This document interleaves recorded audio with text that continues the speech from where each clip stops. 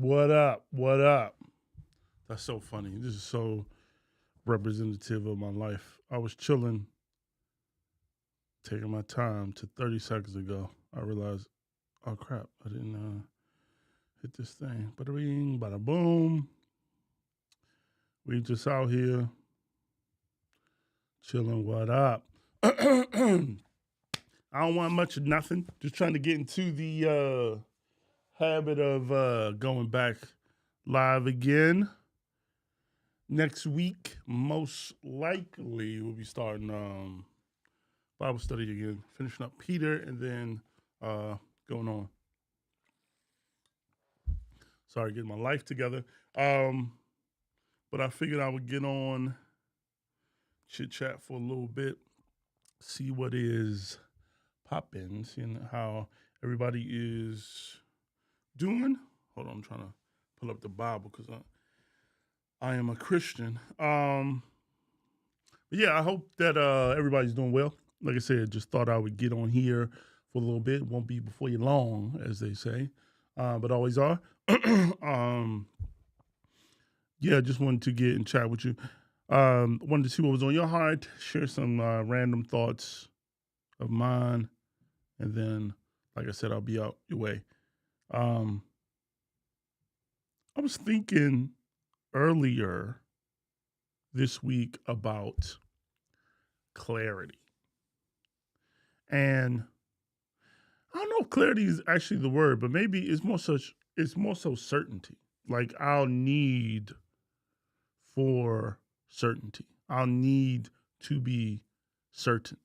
And I'm kind of working on this video idea, and one of the video is the things that I wish I would have knew, or I wish somebody would have told me when I first got saved. And I'm curious, what is it for you guys? But then also, I was just thinking about it for myself. Yeah, and I think for me, it's clarity. It is the not clarity, I should say certainty. But like, man, there's so many things that, excuse me, when I first got saved, I just was so certain about. And yeah, I think, and again, this may sound wild, but I think for me, the need for certainty was something that I think I overvalued, because God is vast. Like God is wise. And to think like we fully understand him. Like there are certain things that God reveals to us, right? There are certain things that in his grace and mercy and strength, he just he allows us to, he reveals to us. But I think there is a need sometimes that we have as believers to be certain that everything that we're doing is 100% perfect. There's a need to feel like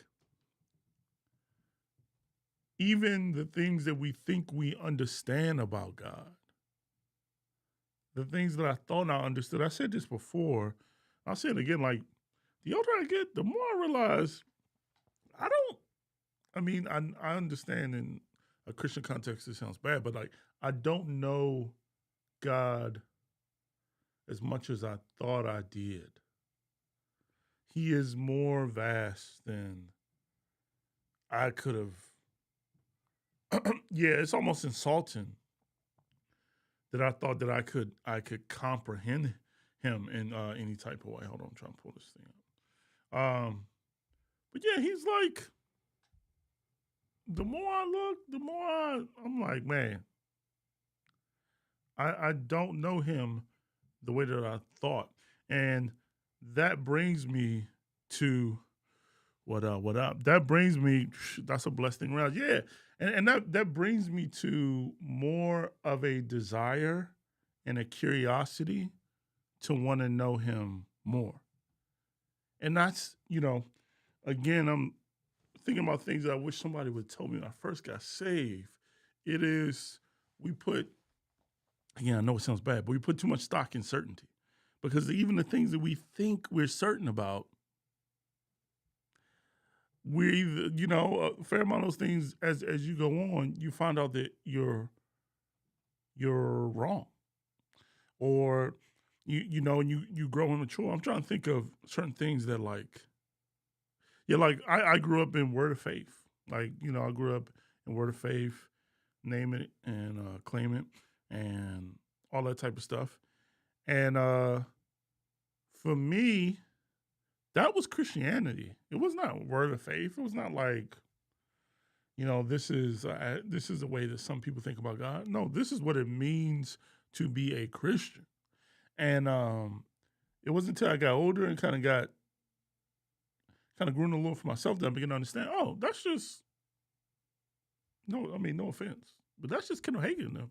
That's just how they think. Like, that's not the totality of Christianity. And I think when you have a need for certainty, definitely when you are growing in your faith, you also have a need to defend it.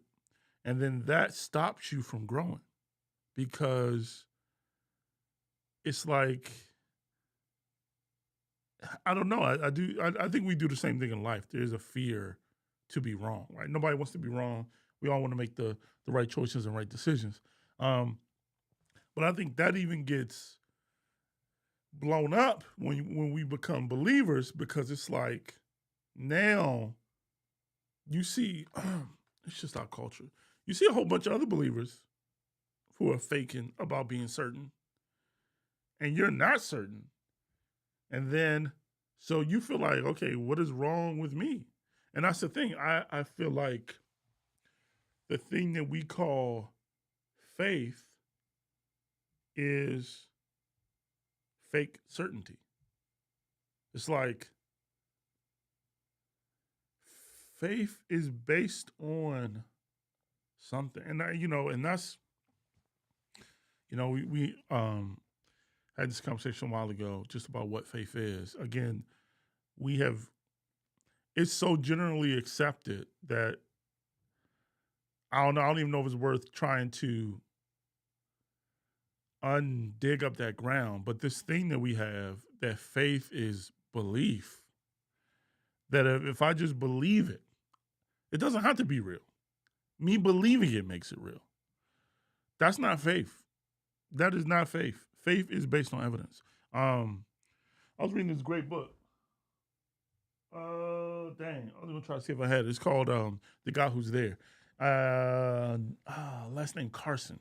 And he makes a great point about this. He's talking about faith. He's talking about when Paul says that, like, if Jesus Christ didn't die on the cross, they were arguing about, like, the resurrection.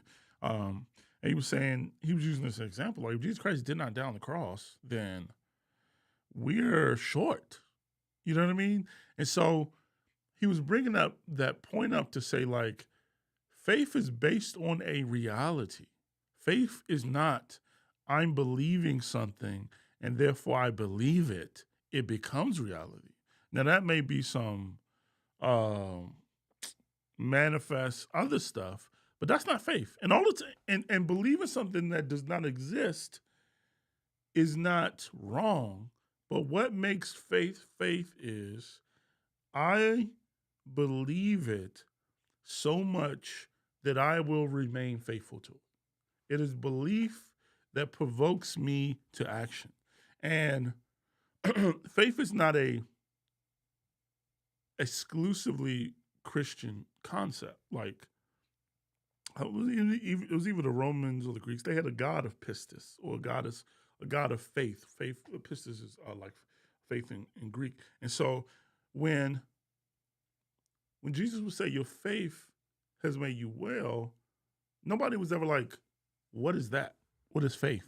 I never heard about this until you just invented it. No, faith is a thing that for us has kind of, the meaning has evolved over time. But for in their context, when they heard it, they knew what it was. Faith was faithfulness. Faith was being so committed to something that I'll do whatever for it. And the reason why I bring this up is that you want to be sure about what you're committed to. You making up some random thing and being committed to it. You know what I mean? Like I think about Peter when he oftentimes like there's the story of Peter when he's in the boat and Jesus comes to him and he says, "I want to make you a fisherman, man. Come follow me." When you match up the accounts in the gospel, you realize that Peter had several encounters with Jesus before that. He had saw some things and he believed. And so this idea that faith has to exist remote of experience is not true. It's just not. The more I experience God, the more I trust him. And this is why obedience is so important, because in order to gain the experience to have faith, you have to obey. You know what I'm saying? Because obedience is against what you want to do. It's like, I don't want to do this, but because you told me to do it, I'll do it. And then when you do it, you're like, oh, snap. I thought I was going to die. It all worked out. I think about this scripture where it's John 11. Is it John 11? John 11, Lazarus. Jesus is going to go see Lazarus, and his disciples are like, bro, they're trying to kill you. And I can't remember off the top of my head right now what you said, but his disciples are like, all right, well, I guess we all going to die. They didn't have this great faith that it was about to be a splendid party, but they went anyway. And they saw Lazarus. I don't know, I can't say his name. Come alive. And so obedience is the door through the experiences you need to gain faith. And I think what we have now, sometimes as believers, is the reverse. We have a faith that we believe requires us not to obey. So it's like, I don't have to do the work. I'll just believe. I'll just believe it. And it's like, no, it is action. So I kind of got there from thinking about the need that we have for certainty. And I say that because when we have this fake certainty that we call faith, it doesn't allow us to walk through the doors needed to gain experience, to establish real faith, right? So if I just believe that God won't let anything bad happen to me, right? I don't grow the faith to realize that even when the bad things do happen, God still got me, regardless. And, again, thinking about the things that I wish I would have, somebody would have told me when I first got saved. Yeah, it is the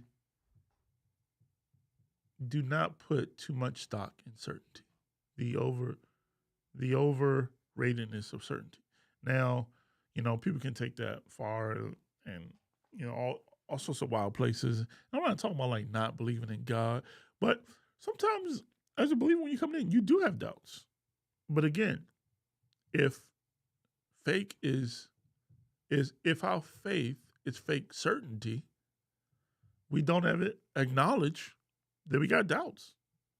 So God don't deal with it. I forgot it was a great quote I heard. They said, God meets you where you are, not where you pretend to be. And so, Jesus says that I came to the sick, not the physicians.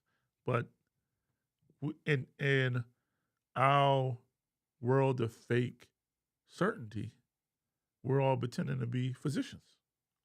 We're all pretending to be healed. That our one encounter with Jesus has removed all doubt for the rest of our life. And for some people, it will, but for some, it won't. That's just. And then believing that God will deal with us and heal us in that. Like,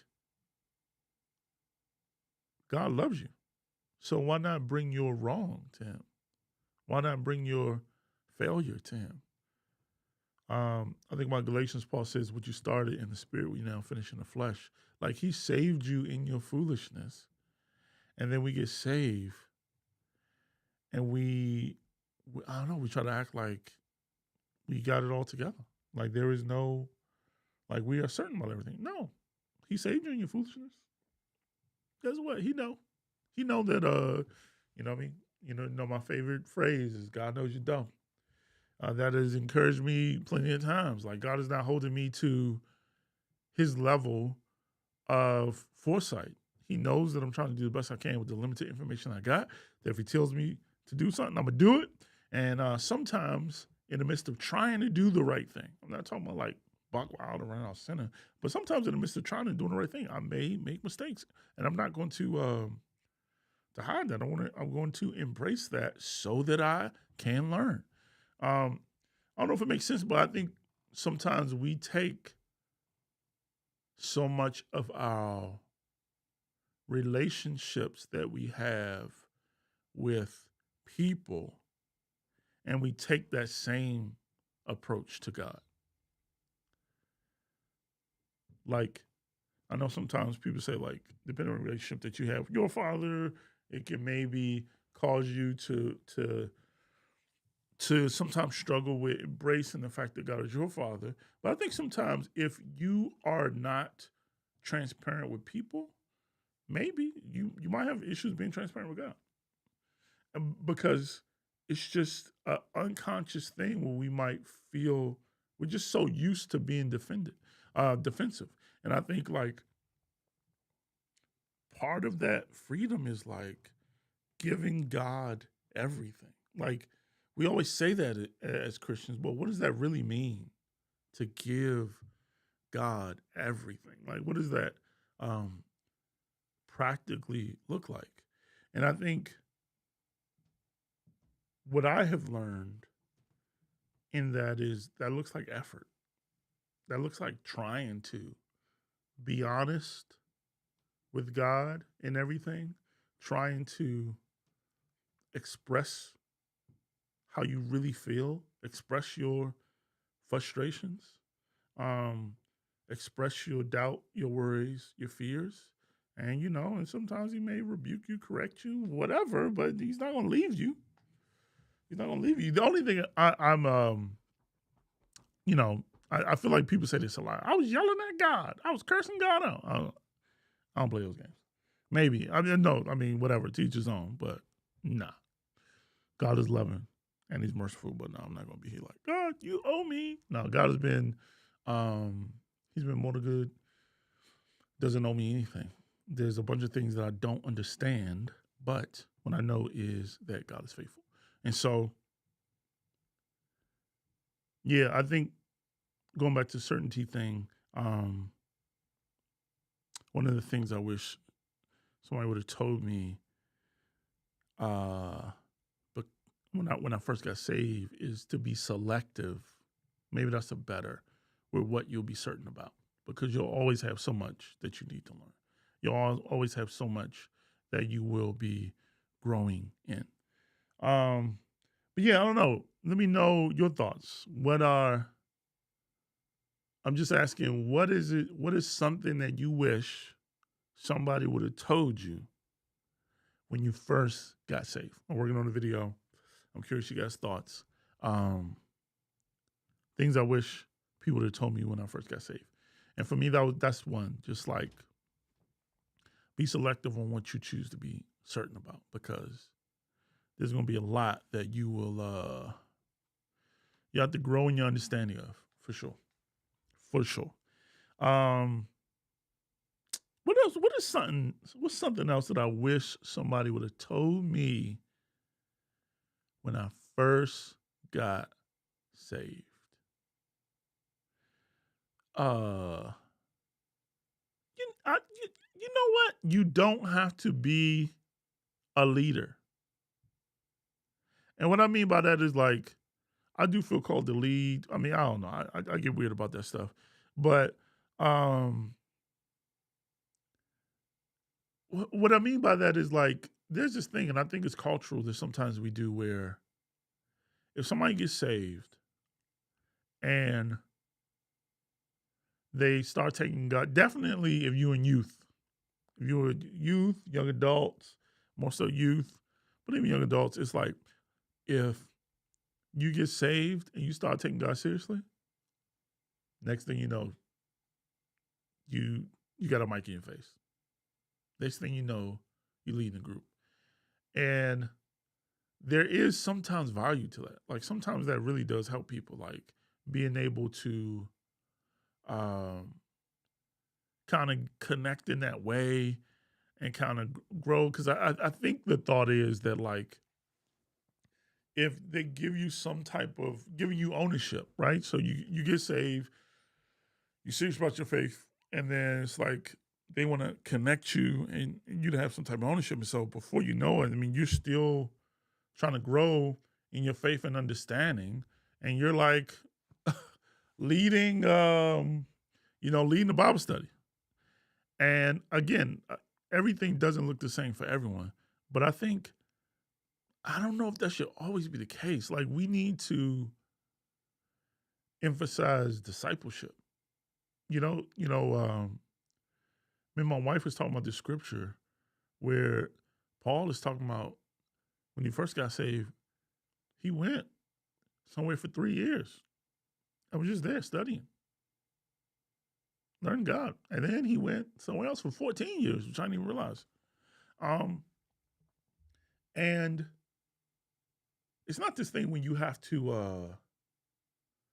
I don't know, we had to earn the right or whatever. But I do think and sometimes maybe it might tie into that certainty thing.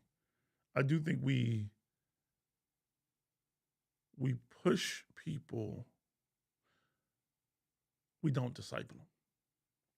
And I think we think, Dave, that pushing is discipling. And those are two different things. It's like, yeah, no, pushing is not discipling. Like, you need to be able to sit somebody down, talk to them, and remove from them the pressure to perform, the pressure to try to appear to be a perfect Christian. And sometimes, again, I think we do this with good intentions, but we put this pressure on new believers where I have seen, not all the time, I have seen sometimes where they feel like they have to play a part. Like, I have to play this part of certainty when it might be helpful to just bring them under the wing for a little bit and teach them and let them grow through disappointment. Because it's fresh, naive Christianity is a blessing, is actually encouraging and challenging. But then also, it could be, it could not be a good thing, even for the person. I wish I had this story if I thought about how to reference it. But like even the early church, like a lot of times, because people were getting martyred, like they would have people spend time with somebody for a while, in order for them to really understand what it is that they were signing up for. Yeah, and of course there's a balance to that, right? I'm not saying like prove you're saved or prove you're worthy, but I think for the sake of the person who is getting saved, we are pushing people, not discipling them. All right, let me. We got some comments here on the gram. There's, what up? Deshaun says, did I say that right? I wish somebody would have told me when I first got saved that just because somebody is in a position of authority and ministry, it doesn't necessarily mean God has called them. Facts. Facts. Yeah, like, yeah, yes, absolutely. I'm just thinking about it like sometimes I'd be telling my kids, I don't even know if I should be telling them this, but I just be telling them, listen, your dad, I don't know what I'm doing. All right. Cause I remember looking at my parents and thinking like, it just didn't even come to mind that they were still trying to figure out stuff. I remember when my dad turned 40 and just thinking, this dude is old as dirt. And I'm 2 years away from 40. And you just think your parents understand it, understand life. And if I'm anything like my dad, well, no, you don't. You still trying to figure it out. And I think that's the same for leadership. Even kind of tying those two together, the way we promote people sometimes in the church is really based upon how serious about God we feel like they are. But you being serious about God is not that does not equal to you being a good leader. Like, hopefully we're all serious about God. But I think we get super enthusiastic and it's like, okay, this person's serious about God and they come faithfully. Let's promote them in the leadership. And sometimes that don't work. And when you have new believers, when you see people who are in ministry, you assume that they're in ministry because they deserve to be there. And that's not the case. Shout out to Pastor Rodney. At one shot yesterday, he was talking about just what it means to kind of be ordained and called by God. And, Paul going back to the scripture in Galatians, he talks about how, like, when he got saved, he did not, he didn't confer with anybody. He just, maybe I'll pull it up, but he, whoever seemed to be who's who, shout out to them. But for him, he had been called and ordained by Christ, and he knew that. And so I said it to say there are people who Christ has called, and there's people who their uncle called. And that doesn't mean that they're bad, but I just think it's like everything is nuanced. Some people they get put in positions of leadership without having the guidance and discipleship that they need. And then you come in as a new believer thinking that this person is like, got it all together, is who you should be. And then when you realize they jacked up just like you kind of turned off. Let me see if I can find the description here. B plus, what up? B plus is, I wish people was taught more grace and balance. I was taught to be afraid of hell and afraid of the idea that I was going to hell if I did not serve God. That led to more performative type mindset. Yes. Yeah. I'm trying to think, where was I having this conversation? But we were talking about hell. And listen, this will sound bad, okay? This is nuance. I'm not saying that this is the wave. But I was like, oh yeah, hell. And I know that sounds bad, but the reason I was like, oh yeah, hell, because I think I was kind of taught similar, where it was like, everything you do was based upon trying to not go to hell. And then at some point, I fell in love with God. And what I do for him is not because I want to go to heaven. Now, come on. Do I want to go? Hello. Take me there. I want to go there. Come on. But that's not why I wake up in the morning. I'm just being honest. And I wake up because I love him. I love him. I want him to be pleased. I am grateful for his grace and his mercy on my life. And I want my actions to be a reflection of gratitude. Now, I do think there is a place for discussing hell and different things, but yeah, I think I think this is kind of all goes back to discipleship. The importance of discipleship. It just gets back to how do you teach someone or help lead someone in growing in love toward and in and with God. And yeah, I don't know. I mean, maybe I guess from some people's perspective, you start with hell and then you work your way up. But yeah, I don't know. I think the opposite of that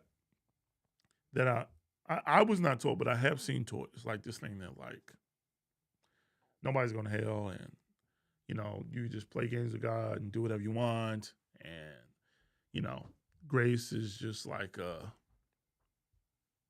get out of hell free card. Nah. So it's weird. It just seems to be we just live in a culture of extremes, right? So we typically see that extreme where it's like the only way to keep you is to threaten you, and then the other extreme is the only way to keep you is to appease you. And God is not, we were talking about the scripture, I think it's in Proverbs, it says the beginning of wisdom is the fear of the Lord. The fear of the Lord is the beginning of all wisdom.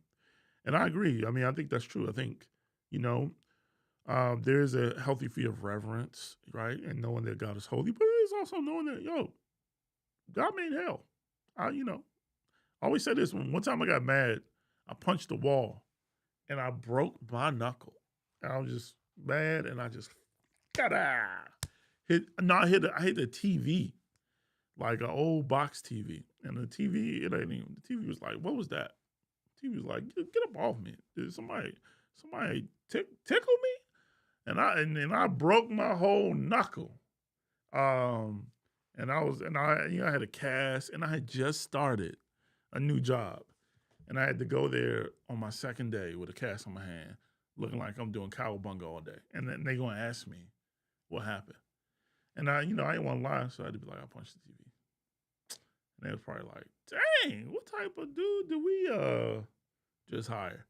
But anyway, that's what I did when I got mad. I punched the TV and I hurt myself. God made hell. He was like, oh snap. All right. Eternal damnation. Like, he's nothing to play with. So yeah, I mean, there is a healthy fear that when I hear that scripture, the fear of the Lord is beginning all wisdom, it's like, yeah, establishing and knowing that God is nothing to play with is wise.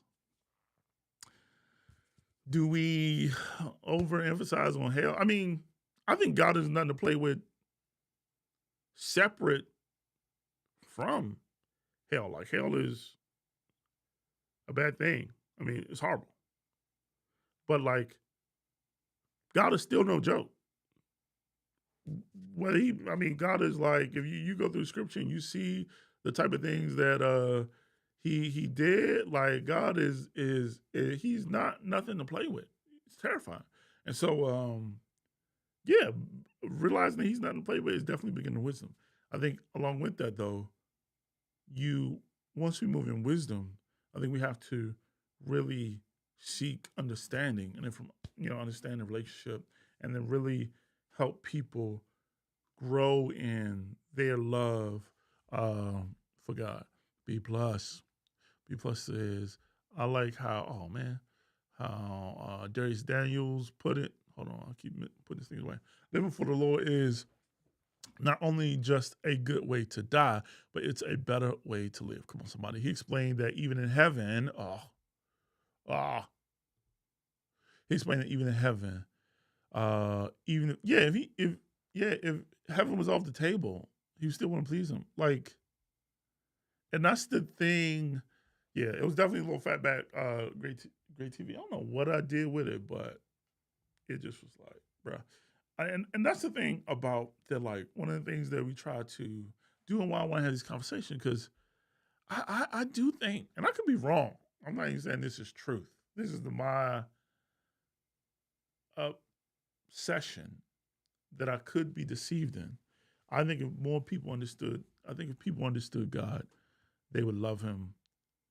Uh, they would love him just like I do. And, and some people, that's not the case. They're just, they're just not interested. But I think like, man, I thank God for heaven. I'm looking forward to it. But I want to please him.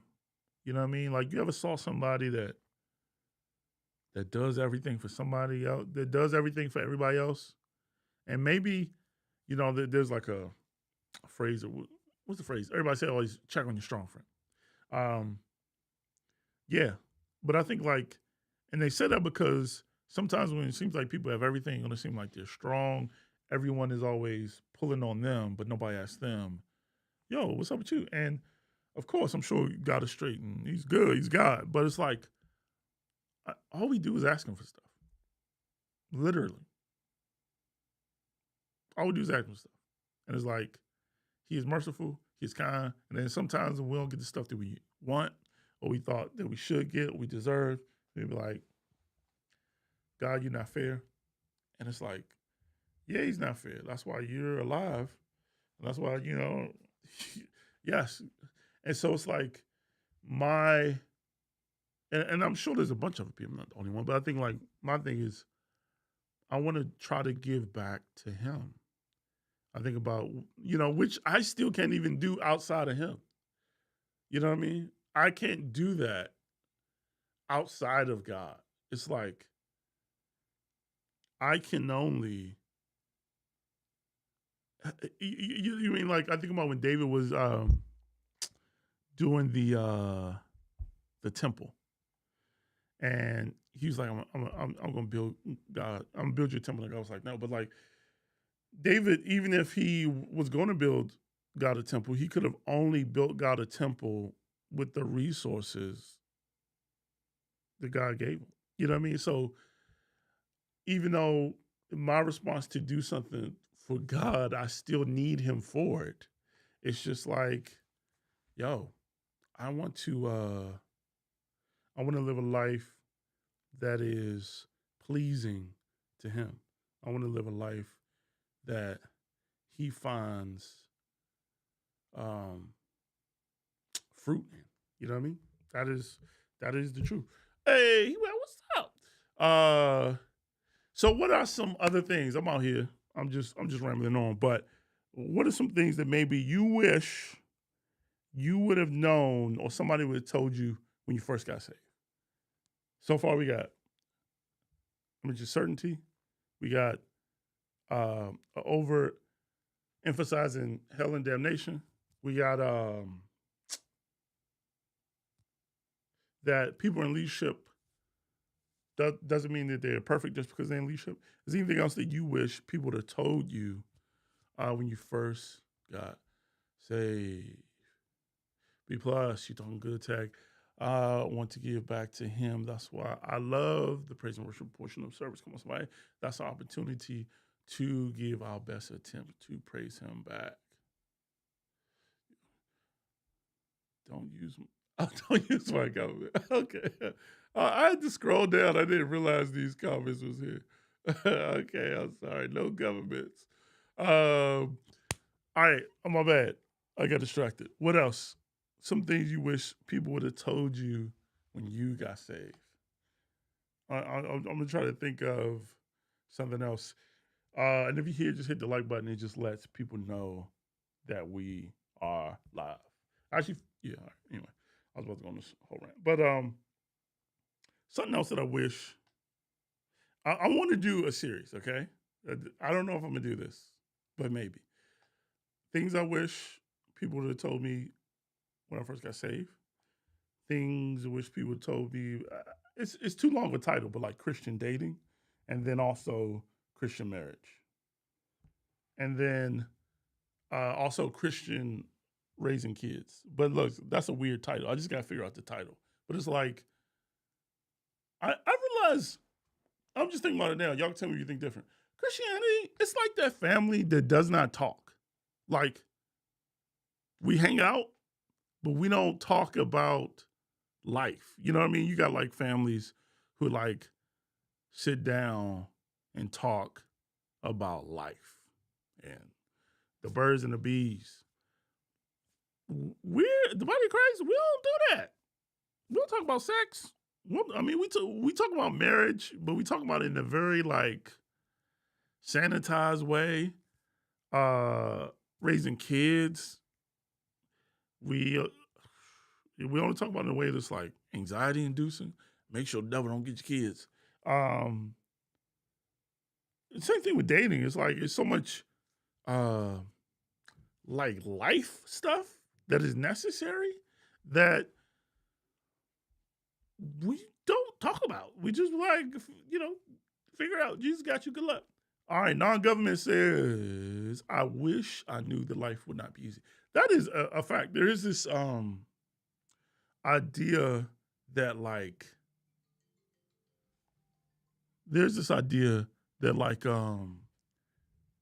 when you get saved, then because you are a believer, then things just start to work, and and that is not the case. Sometimes it feels like it gets worse, but I think it's more so the realization of I don't know if this makes sense. So I take ADHD medicine. So during the day, when I take my medicine, I'm like locked in. I just started taking medicine maybe about probably within this year, right? And so when I'm taking my medicine, I'm on it. I got it. Can't be stopped. When I don't take my medicine, it feels like I am even worse than I was before. And I was talking to the doctor about it, and they were saying that part of the reason it's like that is just you have the contrast now of what it's like to be on the medicine and what it's like to be off the medicine. I say that because sometimes when you get saved, you begin to see the contrast of life more differently. The contrasts and the because new hope has entered your life, right? So when things seem hopeless sometimes, it's exacerbated because you now are aware of new hope. With some people, that kind of struggle was just their regular life. Into Christ, enter those times when you have those ups where it feels like things are working. You have such hope and strength in God that now you become not used to it, but you have experienced that when you kind of drop back to like, oh my goodness, I'm going to die. I think that contrast sometimes is more noticeable. And and I think sometimes we don't talk about as believers that saved or not, life is still going to be life. Life ain't going to stop, life. It's just now we have just such a great hope that we can have access to. So, yeah, I absolutely agree. What else? Oh, Christian dating. Come on, somebody. The things, yeah. No, I don't even know if I want to go down this rabbit hole. But yeah, Christian dating. If you grew up in the church, you tell me, do you feel like the things that you learned in church, I'll say in church, has helped your dating experience, hurt it, made it more complicated, or not helped you at all? How do you feel like, and maybe if you're married, you got to think back. How do you feel like, Christian, how do you feel like the church has impacted your Christian dating? Is that a word? Is that am I using that right? I'm on the game. You know what I'm saying? Yeah, because I feel like I do remember, and this is the gone honest true story. and I failed myself. I remember when I was single thinking, when I get married, I will never forget what this feels like because I, I I used to always hear these sermons where people talk about marriage and they'll be like, "Oh, marriage is hard because sometimes your wife wants to listen to classical music and you don't." And I'm like, "What?"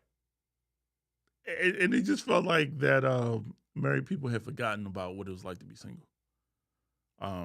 Sometimes, and I remember thinking, oh, "That will not be me." And you know what? It's kind of me. It's hard out here. Um, Debbie said, I kissed dating goodbye. Oh my goodness. Don't get me started on that. I kissed dating goodbye. Listen, squirrel, and I'm not even gonna rant. I'm gonna keep it together. I will say this though, okay, and this is pride, God forgive me. Sorry, I got distracted. I need to this thing don't scroll down. Um I knew I Kissed Dating Goodbye was no good from the start. All right. I remember when I used to work at a Christian bookstore. Shout out to Forest Glory Christian bookstore. And I remember when I Kissed Dating Goodbye first came out, and it was like the Bible. You had the Bible, and you had I Kissed Dating Goodbye. And all these people were going on group dates, and it was just none of the guys were talking to any girls because they had kissed dating goodbye, and then all the girls were fasting for Jesus, and Jesus was their boyfriend. It was a mess. And I knew. I said, I don't got no better alternative. But I know one thing. This is a mess. Mimi says Christian dating is a hot mess. Tell us why. Why is Christian dating a hot mess? I remember back in the day they used to say it's because Christian guys are passive. Do you feel like Christian guys are passive? But yeah, it's just like that book was like scripture. Whatever that book said was like, that's what went. And I kind of, yeah, it's like once that book kind of wore off, there was a massive what is a graceful word to say this? There was a massive overcompensation for the things that people did. It's like B plus says, I'll say a 4-year period of culture era was trash. Listen, it kind of was. You know what I mean? Like at the time you don't realize it because you're like, it's the only, it kind of seemed pretty ubiquitous. Like everything was the same and like, but yeah, I don't know how healthy it was. Because again, like I said, after, I Kissed Dating Goodbye kind of wore off. Oh my gosh. It was up. And yeah, and I don't know. Yeah, and now Josh Rogers is not even a believer anymore. He done confused you, and then led you to all sorts of wild things afterwards. And now he don't even follow God no more. Pre-culture era was trash. Christian men use hearing from God as a reason for everything. Hello. All right, yeah. See, all right. This is gonna go down a rabbit hole. Come on, I told myself I'm going to bed early, but this is going down a rabbit hole. Yes, and yeah, yeah. People like God told me he was my wife, and then other people tell you that you're supposed to marry this person. I'll let them tell the story. But somebody on the podcast who somebody had told them that God told them that they were supposed to marry this person, or they were going to be married by a certain amount of time, and it led to all sorts of confusion. Because like, if you're trying to follow God, and then somebody comes, and maybe you're interested in this person, maybe you're just interested. You don't know, but you're interested in this person, and then somebody comes and says, "Hey, God told me that's your husband or that's your wife." Now y'all like, you know what I mean? It just makes it weird. Now there are rare opportunities where that is actually true, where God will put on somebody's heart and it's 100% true. Like, that's your husband, that's your wife. And then, that's true. But what would happen in that purity culture era is a couple things. That would kind of happen. It would put a pressure on people who you put so much pressure on the relationship because you are told that dating is of the devil. When I guess, but you're just dating and calling it courting. But that, we're not dating, we're courting. Okay. Break up and then see what happens. You end up courting somebody else. It's called dating. But anyway, you put this pressure on the relationship, and then people were smashing and just. And I think it did not build. I think it's one of the things that stopped and worked against authenticity, vulnerability, and being honest, because people out here playing Smash Brothers, and you're not going to want to. Nobody wants to go and confess that, and so then no one's talking about it. And so then when like sin is like when sin has no light, it can just do what it wants. You know what I mean? It just does what it wants. When there's no light, there's no accountability. There's no it just grows. And with the pressure and the, I think all good intentions, but yeah, just the way that era, which is, I guess, kind of still around, was handled, I think it gave opportunity unintentionally for sin to grow.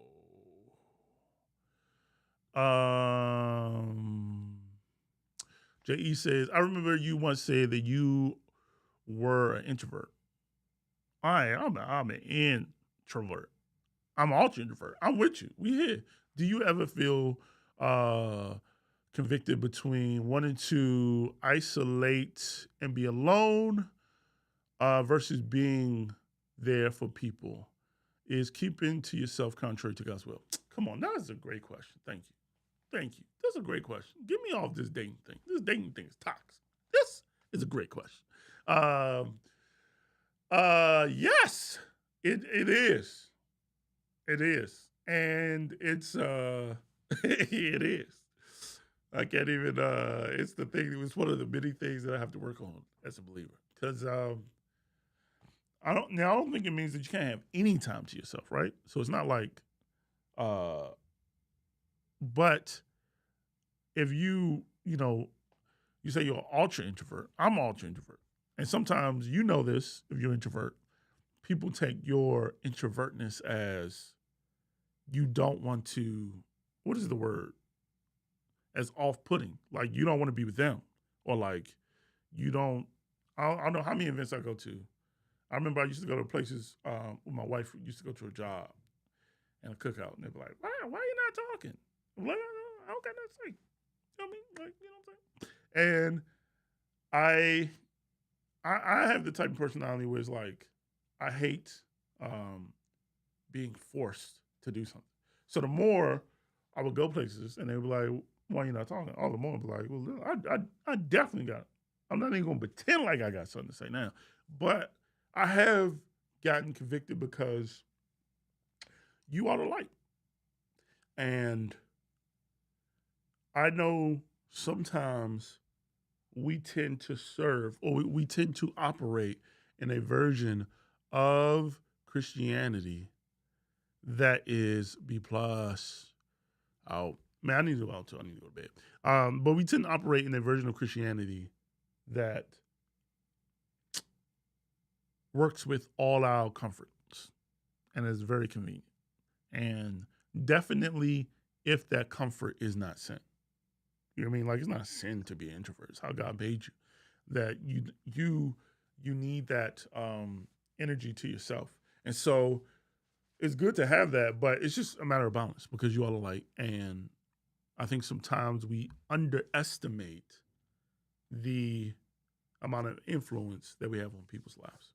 And so there could be people who need to experience you. And, you just got to be like, all right, there's a balance, because I've talked to many introverts, and they're the same way. I'm an introvert, but I have extremely deep relationships. Like I got, my friends, I say all the time, best friends in the world. We have deep, deep relationships. We have, and we have very vulnerable, authentic, transparent relationships. But they know I'm not going to no dinner. You know what I mean? I don't know. But I know extroverts who have wider relationships, but they're surface level relationships where they may feel like nobody really knows them, even the people who they call friends. And so, I just think it's all a balance. And so, yes, I do think that even if you are an introvert, we do have to work on, for Jesus. Like, Jesus, I'm outside. I'm outside for you, Jesus. But yeah, I just think it's a balance. I still think, again, God made you as introvert. You got to keep that.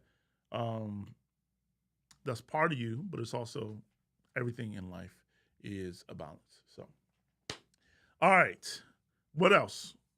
I'm about to roll here in a second. Let me know if you guys got any other thoughts, comments. Yeah, maybe we'll talk about Christian dating. I'll tell you the reason why I don't want to talk about Christian dating. I'm going to leave, unless you guys got anything else. It's become like a way to grow a church. Like, if you want some young adults to come to your church, just be like, oh, we talking about relationships. You're talking about dating. And I think on one side, it kind of reveals the vast need for it to be talked about. But then when they talk about it, everybody just say the same thing. Focus on God, and He's gonna bring them perfect person. I mean, maybe. I know some people was out here in the streets. What? Tire marks. They in the streets. And God's by His grace, while they were in the streets, brought them somebody that changed their life. And so it's all God. I just said to say it's all God's grace. I don't know if there's like a formula to getting whatever a husband. I will say this: there was this thing, and this, my benediction. How about that? There was this thing going around in that purity culture era where all you had to do was find a Christian man.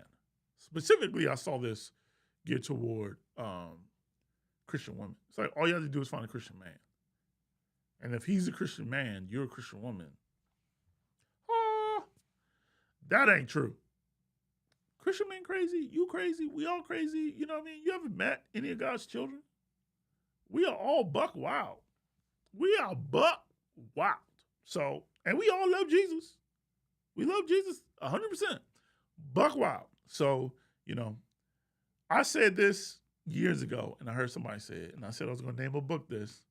Then I heard somebody say it on the podcast, and I was like, I can't say it no more. But everybody's crazy. You just got to find the type of crazy that you can deal with, and someone that can deal with your crazy.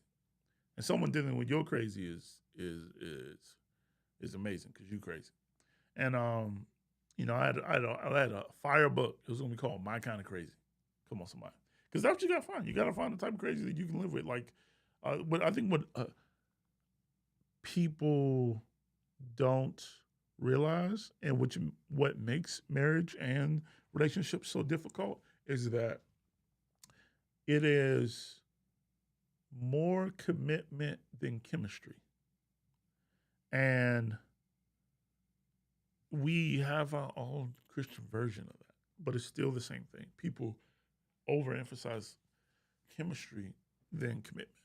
And sometimes that chemistry is developed through commitment. And it's a continuous commitment.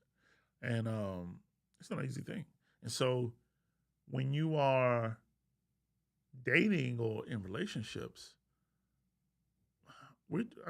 someone being serious about God, that should be like the foundation. I'm trying to find out, what type of crazy are you?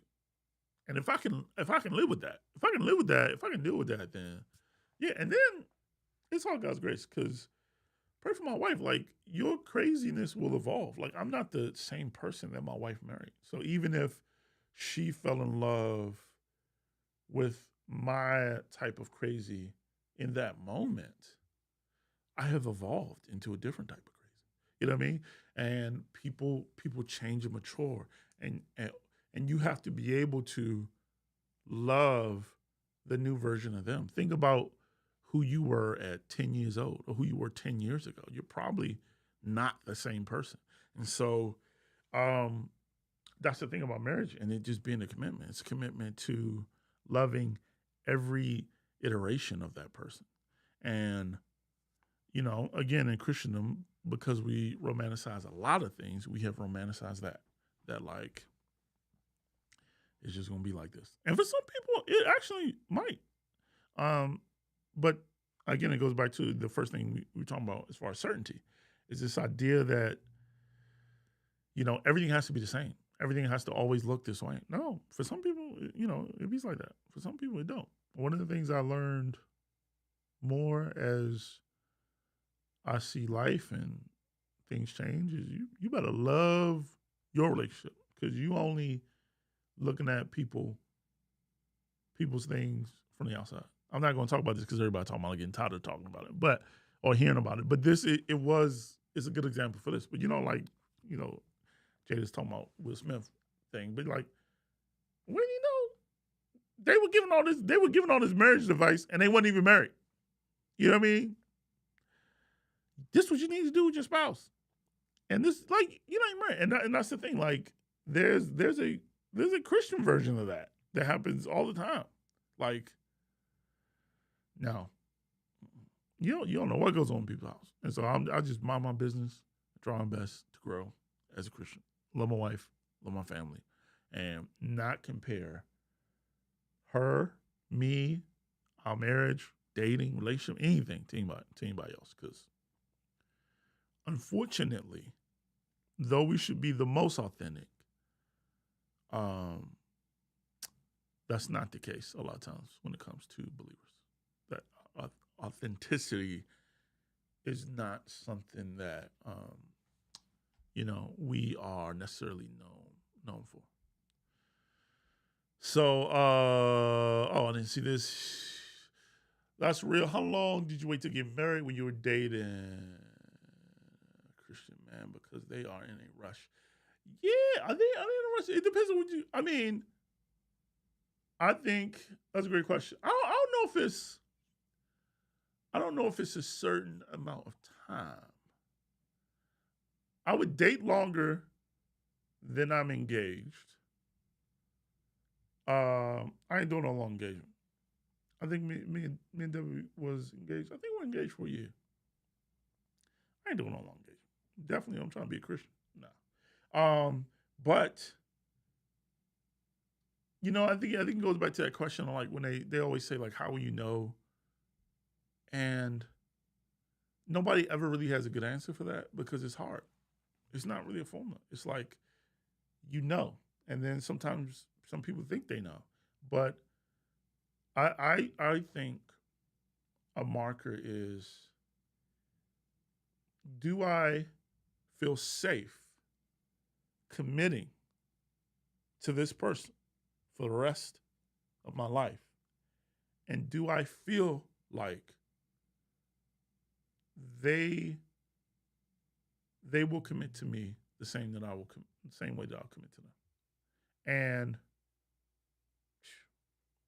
you just gotta pray. I think you gotta pray and be wise. And I think it will line up because even with dating is like even like opportunity. With great opportunity, there's always risk. Like even as believers, sometimes when God calls us to do something, we're waiting for him to create a door that has no risk. Or we're waiting for him to tell us, don't worry, nothing will go wrong. It's like, hey, God, I need you to either make this where there's absolutely no risk involved, or I need you to make me so sure that, it feels like no risk. And it's like, sometimes God will do that. He'll let you know. He'll be like, listen, I got you.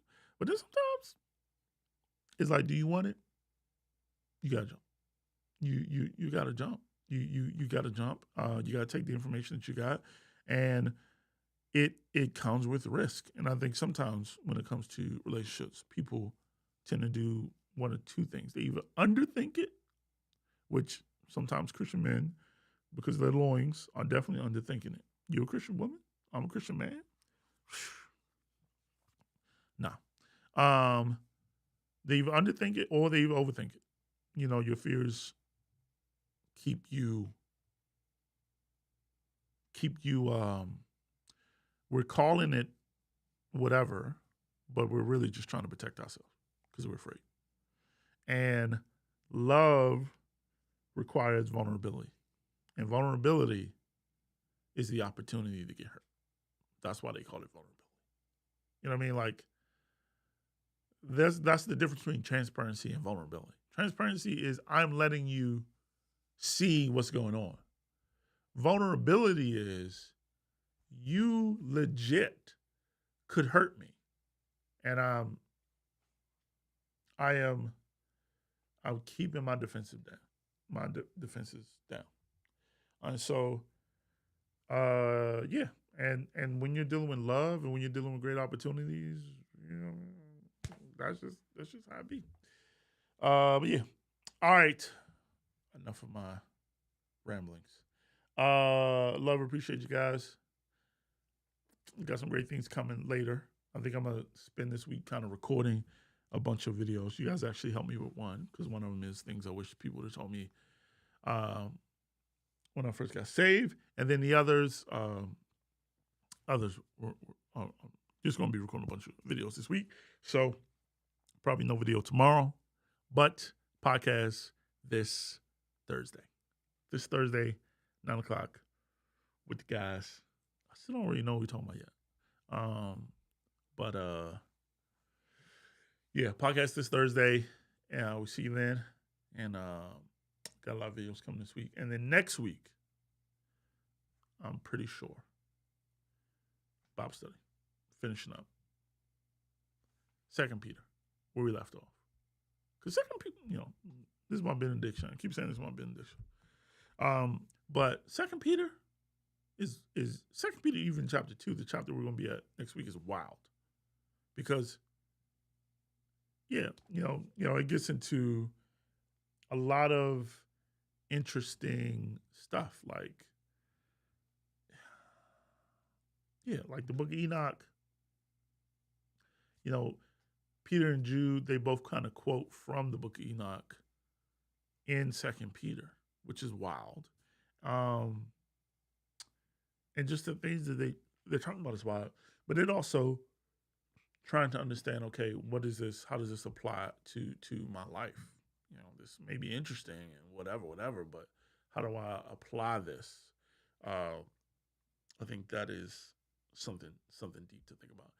All right, but anyway, love, appreciate you guys. See you Thursday. This Thursday, the Short of Faith podcast. We'll be back with the guys, and then next week we'll be doing a Bible study, and then more videos coming. All right, peace and blessings. Love you guys. We are out. I'm going to bed.